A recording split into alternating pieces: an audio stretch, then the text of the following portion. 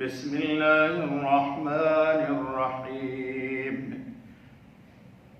انا كذلك نجزی المحسنین ویل یومئذ للمکذبین کلوا وتمتعوا قلیلا انکم مجرمون ویل یومئذ للمکذبین وَإِذَا قِيلَ لَهُمُ ارْكَعُوا لَا يَرْكَعُونَ وَيْلٌ يَوْمَئِذٍ لِلْمُكَذِّبِينَ فَبِأَيِّ حَدِيثٍ بَعْدَهُ يُؤْمِنُونَ صدق اللہ العظیم۔ دوستو، یہ سورہ المرسلات کی آیت 44 سے لے کے آیت 50 تک یعنی ختم سورت تک پڑھی گئی۔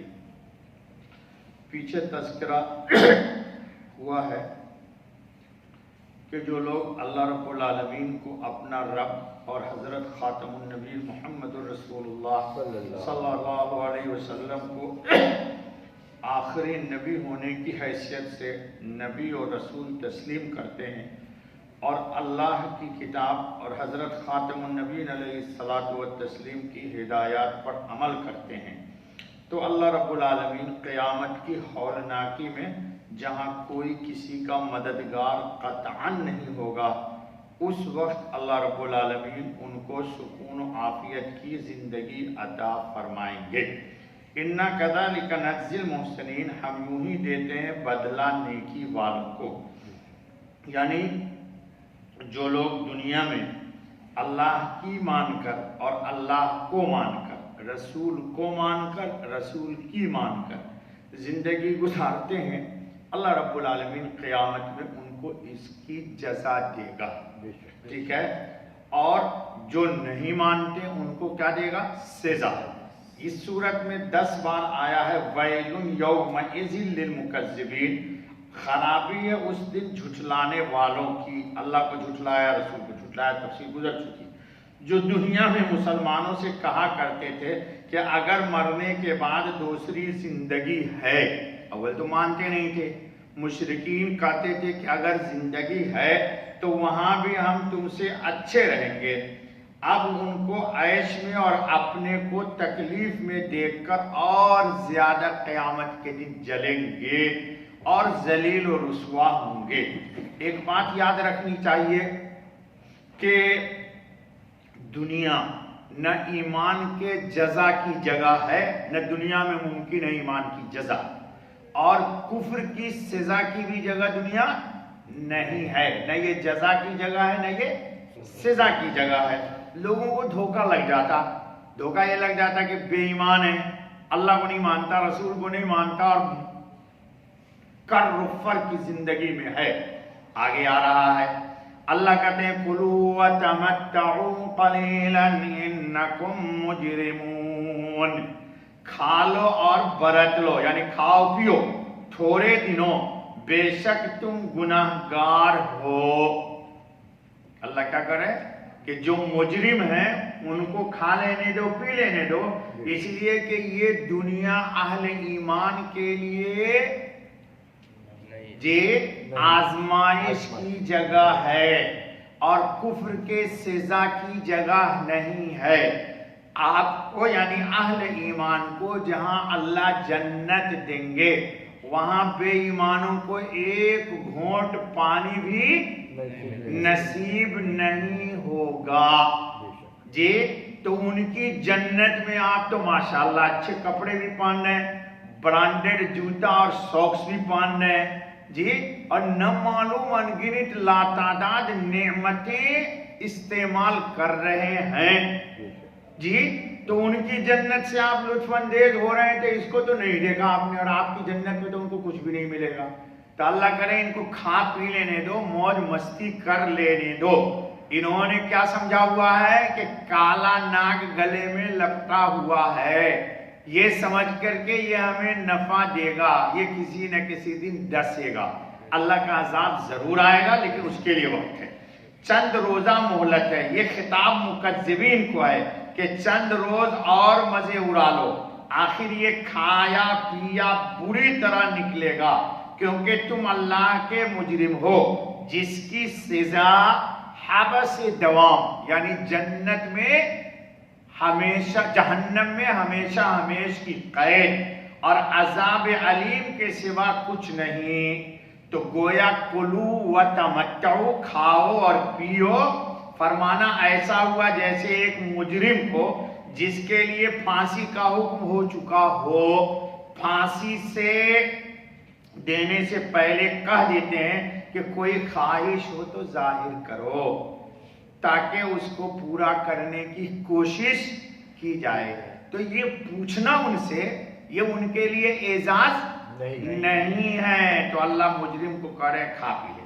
وَيْلٌ يَوْمَئِذٍ لِّلْمُكَذِّبِينَ، خرابی ہے اس دن جھٹلانے والوں کی جو دنیا کے عیش و بہار اور لذتوں پر ریجھ رہے تھے۔